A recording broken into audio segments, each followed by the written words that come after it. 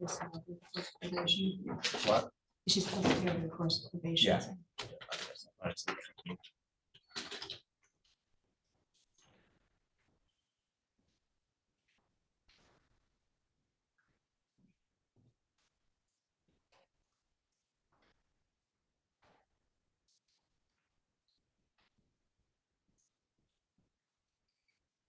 Well, I'm out of attorneys except for Lincoln, so I think I'm gonna have to go. Is everybody ready for that?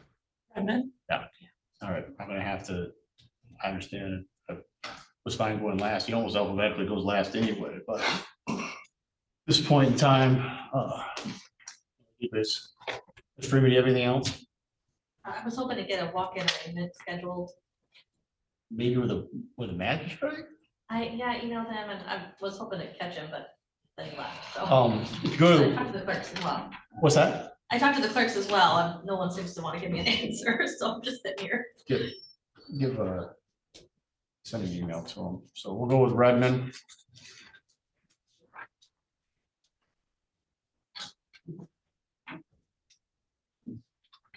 I believe there's a number of people who intend to give statements. So Mr. Lincoln, if you're your client, want to have a seat at the defense table. I'm gonna have you help me direct who you want coming up first. You want to start with the statements first, Your Honor? Yeah, We're gonna have Nathan Phillips. thank you. Mr. Phillips, I'm gonna, do me a favor. I want to have you spell both your names for our court recorder, Okay, and then you can say everything you need to say. all right. You need middle name as well or just first and last? All right, NATHANPHILLIPS. It's my index. Sorry if I stutter. Take So, deep breaths and pressure, or I know there's pressure regardless, but I'm not trying to hurry you, so. October 23rd, 2016, I'm in a hospital room being told to grab my damn hand by my daughter's mother. As I'm watching what at the time I didn't realize was what would be the most important thing to me and was being brought into this world. Not proud of how long it took me to realize how important that little girl was actually going to be to me, but as time moved on, she became someone I couldn't live without. Fast forward 6.5 years to what would be the worst year of my life and a year no parent ever thinks they will have to go through. I'm being told I should write an impact statement to explain how the death of my beautiful daughter has, excuse me, my beautiful little girl has affected me and those around me.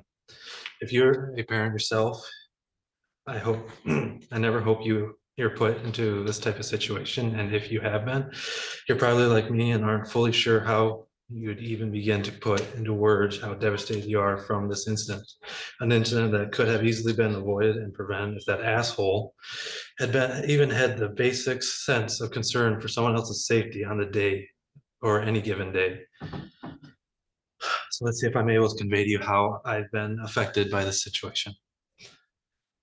For her family and friends in attendance, you all know just what kind of amazing and happy little girl Emma was and will always be. But for those of you who will never get to experience how special she was, I'll try to explain a little about her and what she was like. My daughter was like most little girls her age, she enjoyed playing with her toys, going to visit friends and family, being outside playing, or playing with her many cats and dogs she had at either her mom's house or mine, just to name a few. Her evenings and weekends she spent with me were normally spent at the park, swimming in the summer, going to museums, zoos, or just spent doing things at home, whether they would be playing on her swing set and on her trampoline or playing with her dogs. The last time I got, excuse me. Deep breath. The last time I got to spend with my daughter was spent by taking her to the baby animal day at the zoo, just the weekend and hours before that horrible day. Really, that last day together normally wouldn't have happened since it was her mother's weekend. So in some ways, I was blessed to have that little extra time with her before I'd never be able to again. People say that you should enjoy the time with your family and friends because you never know when those times will end. I'm sure most people say that are referring to those who are elderly or truly sick and may not have much time left. On May 22nd, 2023, I'm at work like most people, not thinking the day was going to be any different than the ones prior. Just doing my job and hoping the day doesn't drag along so that I could get out at a decent time and then I could pick up my daughter and hear how her day at school was and if she did anything more exciting in her did anything more exciting things in her final days before school would end. It was the last week of first grade for her and they were working on field day games and activities. So as I was expecting to hear some good stories on how the day went. But what I expected to happen that day never did. And something more horrific happened. I got a call saying that my daughter and her mom got into a car accident and that it wasn't good. At that point, I'm frantically grabbing my stuff and telling the first coworker I come across as I run out the door that I had an emergency and I had to leave. As I get into my car, I'm trying to call hospitals to find out where my daughter is being taken to because I didn't know. I get down the road and I see an ambulance lights head towards the Greenville Hospital, not knowing if she was in it or not. I instinctively followed and arrived at the hospital seconds after they did. I ran inside not knowing what to expect. It turns out I was right to follow them because they were carrying my daughter. I wasn't allowed to go into the room with her right away, but I knew it probably wasn't good because all I could see in the room was a room full of people doing many things around a hospital bed. When I was finally allowed into the room, I couldn't believe what I saw. My smiley, goofy, always full of energy little girl was laying there almost lifeless on the bed with a team of nurses and paramedics doing all they could to keep her stable until Aeromed came. As I kneeled there next to her bed waiting, all I could do was cry and try talking to her, hoping that maybe my words would get her to react. A slight smile, a squeeze of my hand, something and anything that would show me that she knew I was right next to her and she wasn't alone.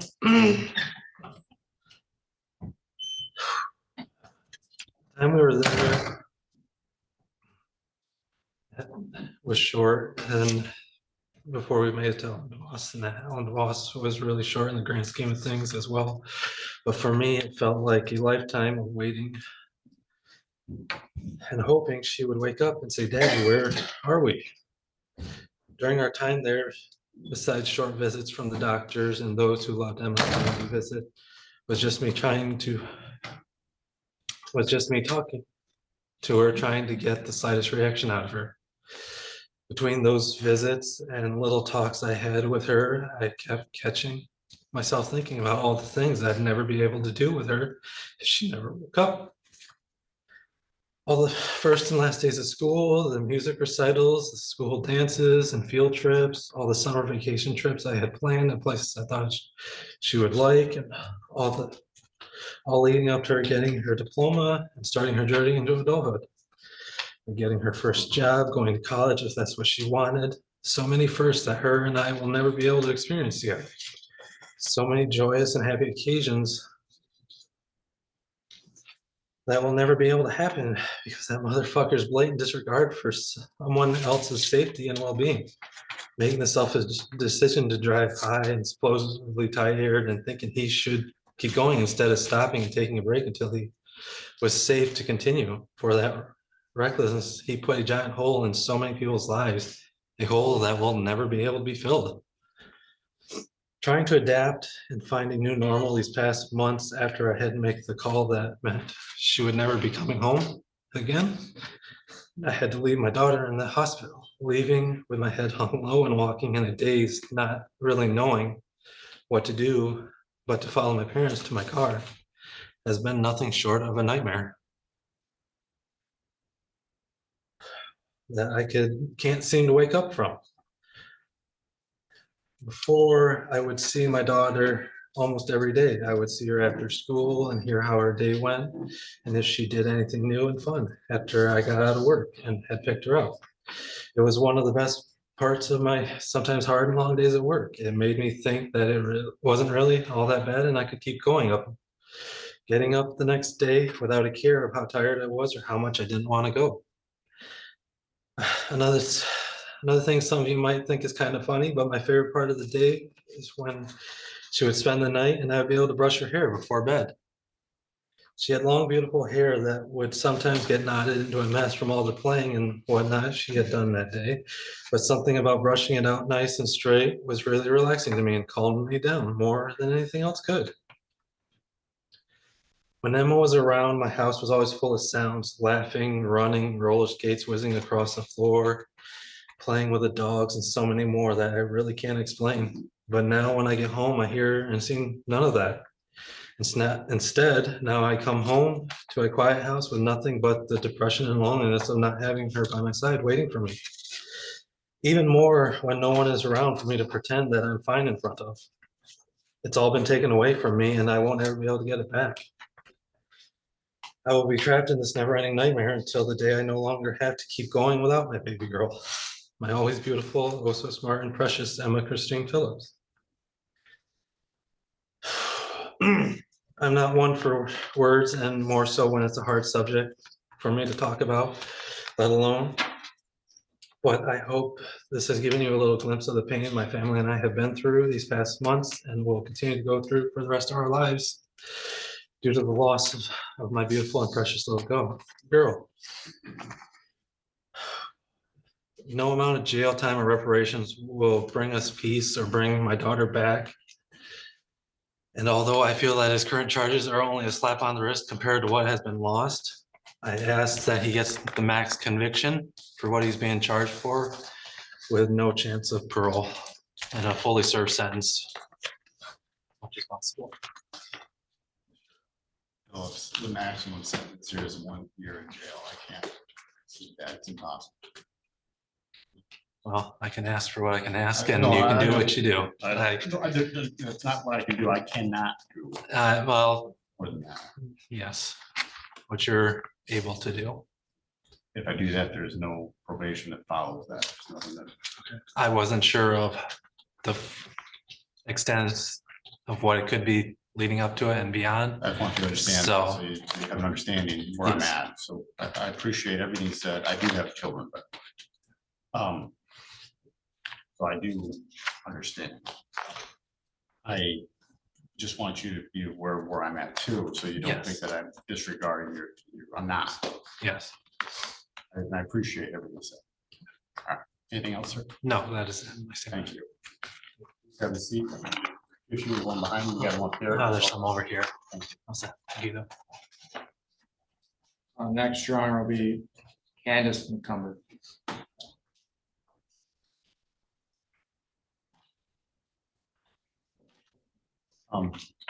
Same, please. It's like first and last name. Yeah. KANDICE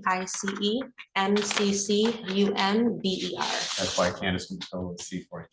Huh? That's why I asked for both, 'cause I wasn't sure how you started your first name. Oh. I do have two statements. I have one written in behalf of my daughter, and then I have my own.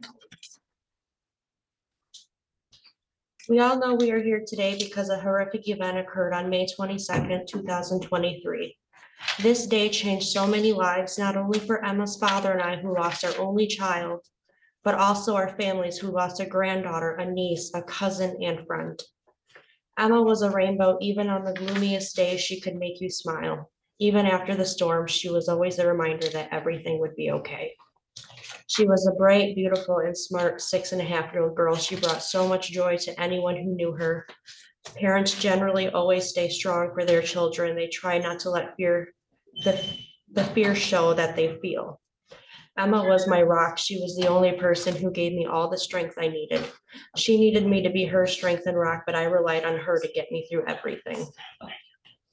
There were times when it was just the two of us, and I knew that as long as we had each other, we could face anything. As long as we were together. The day before, she had just gone to see baby animals at the zoo with her father and finally lost another tooth that was just hanging on. She loved going to school and seeing all of her friends. We were on our way to school that morning when this tragedy happened. I can't remember anything from this day or anything for quite a time after. I was told by a neurologist that I had a severe brain injury. I may never regain full memory and will have to deal with this for the rest of my life. I can't even remember saying goodbye to my own daughter in the hospital. I have pictures that were taken so I could have some sort of memory when I was there with her. I was in and out of consciousness, but there's no memory. Then I come out of this fog and was told we were both in a bad accident and she didn't make it. In a matter of seconds, our lives were changed forever. In just a matter of moments, everything we loved was taken from us. I understand accidents happen and there are things you cannot control. That is a tragedy. This is a tragedy. Mr. Redmond stated he fell asleep, but police officers notified us that you were texting. Then you told people your iron levels dropped low, so you passed out. So which scenario was it? Because I believe this was negligence on your part.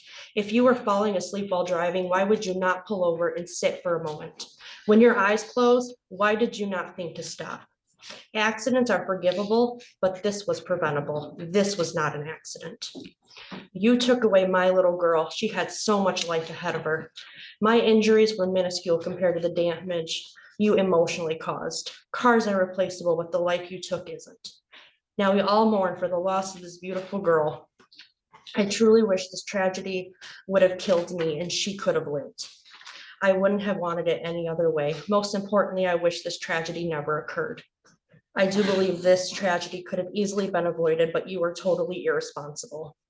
The injuries from the impact that took her life will have everlasting physical and emotional trauma for myself and our families. Emma's leg and spine were broken. They spent almost a half an hour doing CPR on the scene and continued to do so on the way to the hospital. Aeromed had came to Greenville so she could be transferred to Helen DeVos. Her brain had swelled so much that it was pushing her spinal cord away. She had a heart attack, fluid around her lungs, kidneys were failing and internal bleeding. This was a tragedy. It was not an accident. My only request is that you state the true facts of what happened that day to defend the honor of my daughter and not let lies keep spreading. My daughter was not sitting in the front seat of that car. She was sitting behind me in her car seat. The report says you were unconscious when they arrived, that you told everyone to help the other families get out first. If you can do one thing, own up to truly what happened that day. The injuries from that impact took her life. My daughter's dog was also in the car that day. He always slept right next to her in the car. He sustained life-threatening injuries and almost lost his life. If a good Samaritan had not come upon us when she did, we both would have been burnt to death in the car. She first pulled Emma out, and when she came back, there were already flames coming through the vents. It is our hope that you feel remorseful for what you have done, cutting the life short of our beautiful daughter, Emma. I hope you know the repercussions of what all this has caused. I don't know how you sleep at night knowing what you've done. What if Emma was your child? I don't know you, and I really will never care to, but I do want justice for my little girl, and because of you, she cannot fight for herself. You truly deserve more than what you're getting, and I know both her fathers and my families agree. You don't have to come home to a quiet house. You don't have to live every day without the person who meant the most to you. You don't have to cry yourself to sleep every night. You don't have to think about why you're still here in this world while your daughter isn't. You don't have to look at a tree while driving and think maybe I'm better off gone and try everything in your power not to move that steering wheel just a little bit and end the pain and suffering. Because if you did, at least you could see your baby girl again. You don't know the power it takes to keep moving every day, because the only thing you can think about is the fact that your daughter is gone. You don't have to go by the crash site and look at the burn in the pavement and all the crosses gathered as a memorial. You may go by and see them, but for you, you walked away. My daughter didn't walk away. She laid on the side of the road while they did CPR for 30 minutes before they could even transport her. They had every road cleared and blocked so they could rush her to United Hospital and stabilize her before Aeromed got there. She was intubated at the scene of the crash. I couldn't walk for almost 4 months and still struggle. You don't have to go by her bedroom every morning or stare at the pictures on the wall of her smiling face. I get to watch every person in her life grow up, and yet my girl didn't even make it to her 7th birthday. She didn't even make it to the end of 1st grade. She had 3 days left. We wouldn't be able to see her get her driver's license. We wouldn't be able to see her graduate and receive her high school diploma. We won't be able to see her achieve her dream career. We won't be able to see her marry the person she wants to spend the rest of her life with. We won't be able to be with her. She brings new life into this world and watch them grow up. We will miss so many moments, but most importantly, she will be missing these moments. She will never be able to know how her life should have been. No matter what the outcome of this is, it will never be enough justice for us. 2 years, like barely a year of sitting in jail doesn't seem like enough time for someone who killed our sweet little girl. Someone who took her future away, who took her from all of us. Emma had so much life left. She had so much left to accomplish and do. There is so much we will never know because you took that away from us, but more importantly, Emma. Our hope today is that Emma will receive some justice. Like I stated before, there will never be full justice. We do ask, though, as a family, that he has the full punishment. We ask for no leniency. The man who sits before us took away our everything, our sweet baby girl.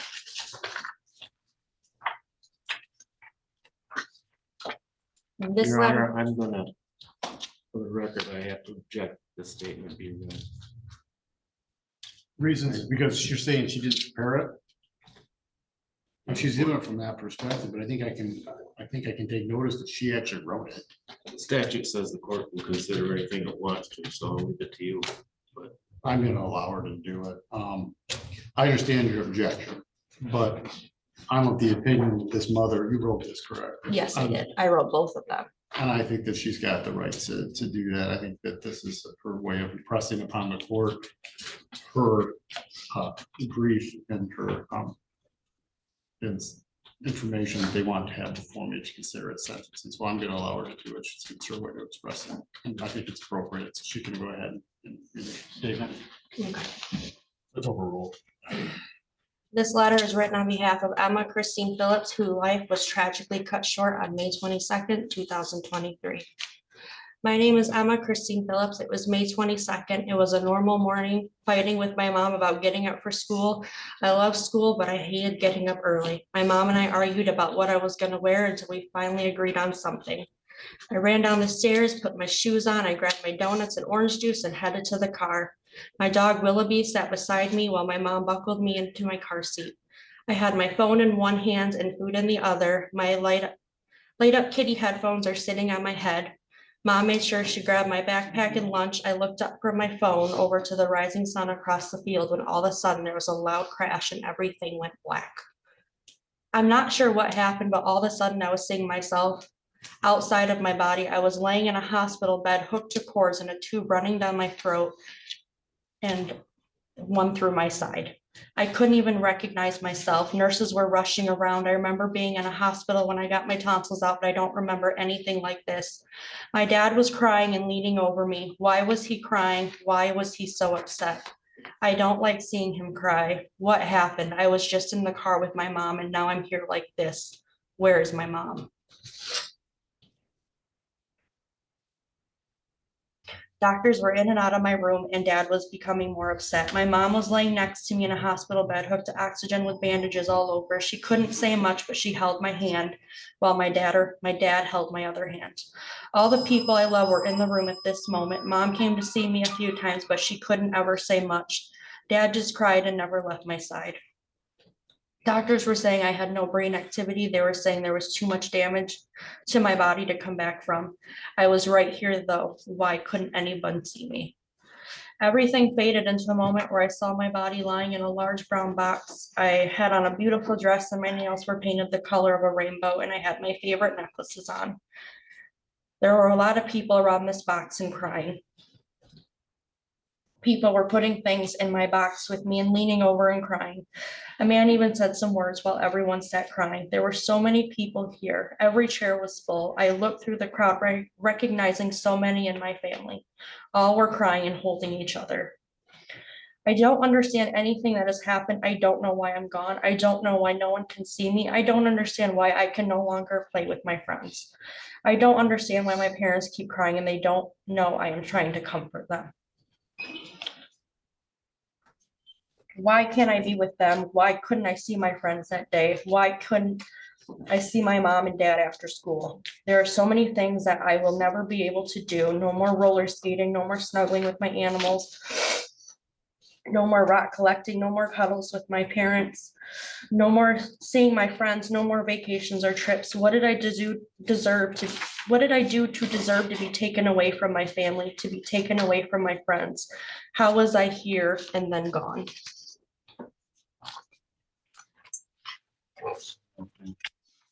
What? Anything else?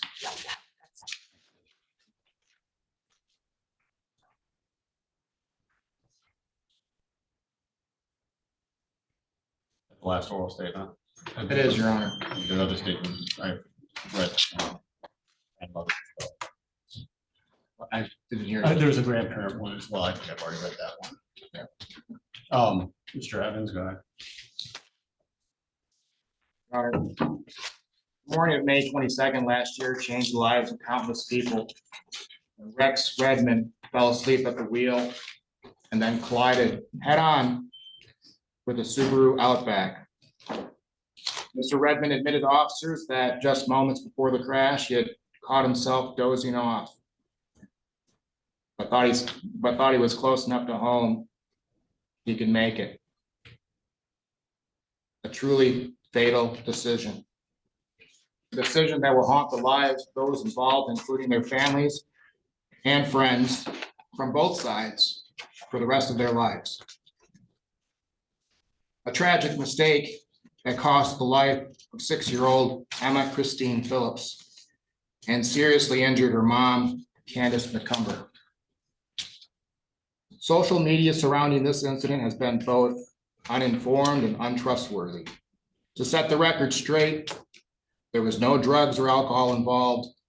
Emma was in a car seat in the back of the Subaru when the crash occurred, buckled in just like she was supposed to be. Ms. McCumber carries no fault for the crash. This was a grave and tragic decision on the part of Mr. Redmond and his fault alone. For those grieving the loss of Emma, there is nothing that this court can do to bring Emma back. Nothing can make you whole again. Nothing can repair the hole in your heart. You will always be left with the questions of why her? How could this have happened? Why not me? God, could you not have just taken me instead? You are left angry and depressed. Emma had so much potential in her life. So many things left never experienced nor accomplished, but she will always be loved. She will always be remembered by you. Hold on to what you had. Hold on to those joyous memories and let love be your guiding light. Your Honor, Mr. Redmond's plea offer left open the penalty he should suffer to the discretion of the court. The court has heard from both Emma's mom and dad. They've heard written statements, or they've viewed written statements from other friends and family members.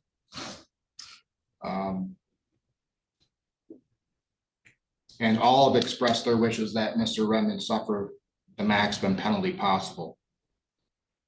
And furthermore, given the seriousness of this crime, a little girl was taken, and the deterring effect on society, roughly 6,000 deaths per year occur because of drowsy driving. And just recently, we hear public campaigns to, just like we did in the past with the drunk driving statistics, to educate people on not driving while drowsy. Taking all of the things together, it's the prosecution's recommendation that you follow the family's wishes and sentence Mr. Redmond to the maximum penalty of 1 year in jail. Further.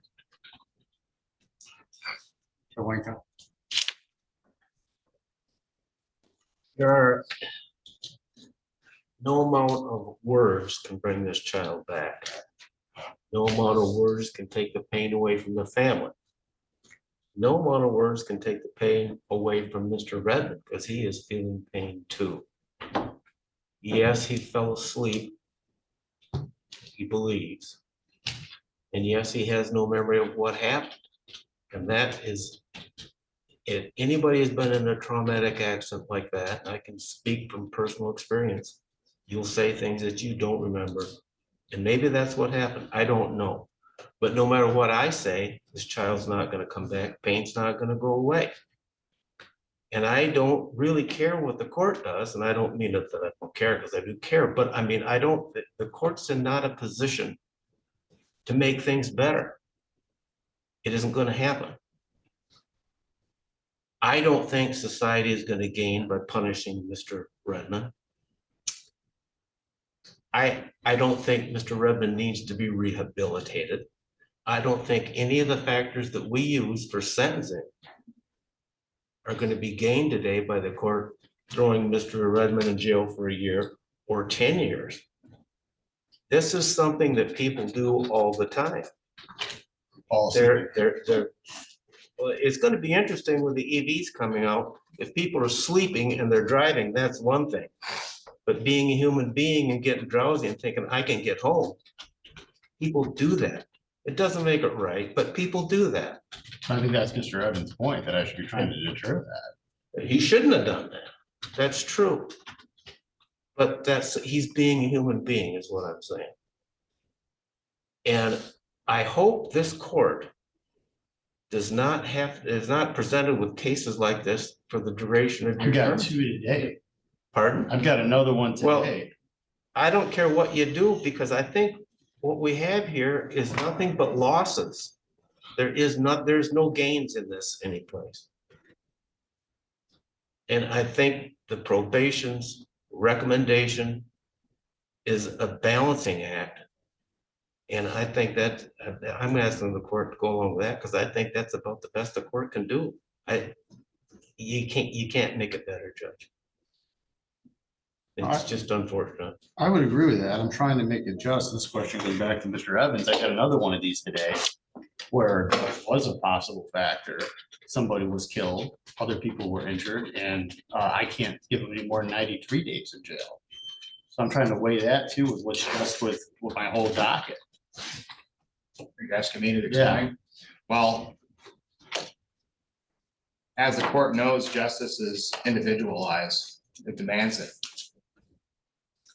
The case that you're referring to with Sidney Mullins is completely different than this case. It should be There treated. were active drugs in her system. I She agree. killed somebody. That's true too. But there were also active drugs in the other two drivers. No, there wasn't. They were inactive. And she's the only one that had any kind of driving that was affected. And on top of that, the victims involved in that other case are completely out of the picture. We've tried multiple times to reach out, ask for opinions, ask for them to get involved, and they refuse to. Was there any other driving from any other victims that were problematic in that case?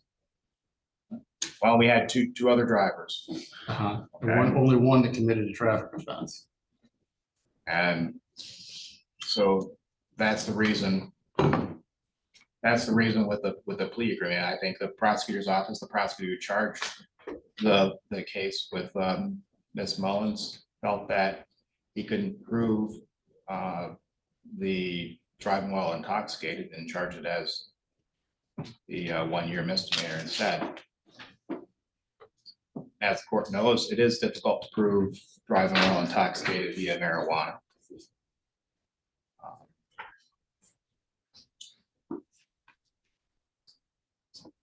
I'm saying I'm trying to balance that because I've got still say it said there's no intoxication. I still got a moving violation causing things I have. I can't go over 93 days in that case. And plus, Ms. Mullins just had a baby. That's taken into consideration as well. That's taken into consideration because Mr. Redmond can't have a baby. Well, that's different because the first year in a child's life is the most important. You can't argue against that. And so when we're trying to balance what justice is for the victim, it's not just justice for the society. When the victim doesn't get involved, then the standard of justice is different than in a case like this, where the victims are wholeheartedly involved in this every step of the way. They want justice for themselves. The victims in the other case are not involved, and they could, I think, I assume they could care less. I'm trying to make this, I'm trying to be fair. I'm trying to be justice for all, and that it's all the same for everybody. Well, I don't think that. Take into effect things that people can't control. Right, I don't think that you should set a standard like, oh, you plead guilty or convicted of this particular type of crime, everybody should get the same penalty. I agree. That should not happen. Justice is tailored to the individual and the individual circumstances. That's my point. I don't see anything that really differentiates. If anything, I think the other one maybe more. Mr. Lincoln, have you had an opportunity to read the PSI in this matter? Yes, Your Honor, we believe it's correct. Any additions, corrections, or deletions? No. Anything you or your client want to say before I go forward with sentencing today? I would like to say something. You're going to speak up, sir. I can't hear you. I would like to say something. Go ahead. I am truly sorry for what happened. Man, I live with it every day of my life. Every time I look at my niece, I can't even imagine. I am truly sorry for your family. But I was never on drugs. I don't drink. It was a straight accident. I was overworked. And I wish I could remember everything. There ain't no day go by. I wish it was me. And every time I wake up, I just wish I'd die. That's all I have to say. Mr. Evans actually eloquently, when he was making a statement, covered most of the area where I can say in this event, there's nothing I can do that's going to make anybody feel better when this is over. That's not what this is about today. This is about a just sentence. I do feel bad for everybody involved. It's my job to be fair. So I try to always take into consideration the victim's family and the defendant equally. Justice requires that, and that's my personal belief as well. Everybody is the same under the law, and everybody is equal deserving of our love. So we are called to do such a thing. So I have to consider that. That doesn't mean that I go easy on you either, Mr. Redmond, because there's something that hasn't been stated that is problematic to me. You've been in 3 accidents in 3 years. You should have been more cautious. I do agree 100% that falling asleep and driving is a serious problem. I know other families who have been affected by this and lost loved ones. And all of us need to take that into consideration when we are getting in that situation. Your life's not over. When this is over, it's going to be incumbent upon you to start making a positive difference in action for change. And I hope that the victims in this matter, and I think there's many of them, this reverberates through our society, can find a way to also affect positive change on this community, hopefully, in honor of a innocent little girl who's not here.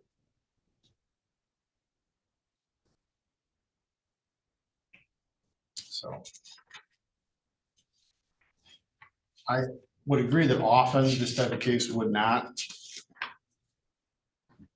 go along with probation, especially under the changes, but this guy's got 3 accidents in 3 years. He's pretty much been at fault at all. I mean, he has been escalating. So I think probation may actually be appropriate to some extent. If I max him out in jail, I can't do that. Mr. Lincoln, do you have anything else you want to say before I impose sentence? Sorry. No, Your Honor. On the moving violation causing death count, you'll be placed on probation for a period of 2 years. You won't violate any laws of any unit of government. You won't leave the state without first getting consent of the court. You'll make a truthful report to the probation officer as required. You'll notify the probation officer immediately of any address change or employment status. You'll pay fines, costs, restitution, other obligations. You'll submit to a warrantless search of yourself, your home, or property. for any illegal activities as well as any violations of probation. Or associate with anybody on parole or probation. You won't have any contact with the victims involved, third party or otherwise. You're not to consume alcohol, marijuana, or any mind altering substances to be in the presence of anybody using them. You will submit to testing of your blood, breath, urine, or saliva to detect for those substances. You'll pay costs associated with that. You will not dilute or have any adulterated samples.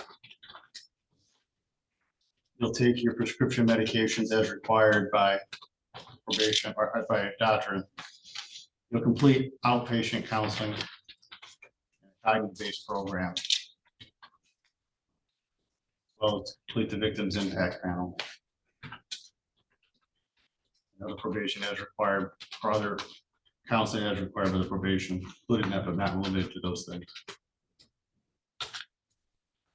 Be in your residence as required. Will not operate a motor vehicle without a proper license. I'd like to order him also to do a driving improvement program. I mean, this is 3 accidents in 3 years. Again, I reiterate, there's nothing I can do with this. It's going to make it better for anybody, but there does have to be a message. You've had 3, the 3rd time. It does greatly concern me that you knew you were getting tired and you didn't pull over. You had at least a heads up. I can see a situation where this would be even warranted of no jail. That's not today. You'll serve 180 days in jail with credit for 4 days served upon arrest. You'll pay a fine. I'm not going to do the maximum fine. There's a lot of restitution in this. I think the victims need to get paid. I'm not all that interested in us getting paid.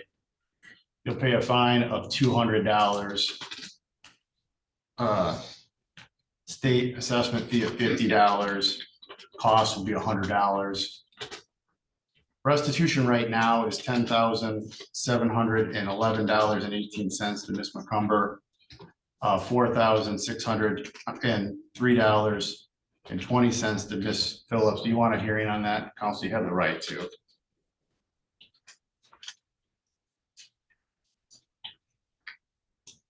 Your Honor, I'd like to reserve that. I'll reserve that right for 60 days. Thank you. Hearing and restitution, further restitution is reserved. On count 2, you'll serve the maximum 93 days in jail with credit for 4 days served upon arrest. You'll pay a fine of $100, cost of $100, assessment fee of $50. Restitution again will be paid to the other count. You go to the officer.